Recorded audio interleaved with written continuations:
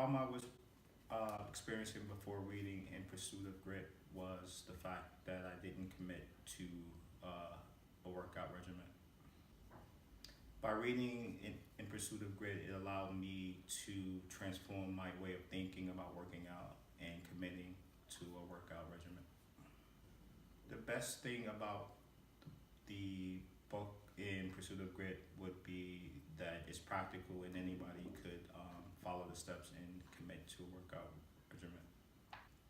The biggest breakthrough, I would say, was that it transformed not only your way of thinking about working out, but it also is very practical and it gives you step-by-step guidelines on how to develop a workout plan.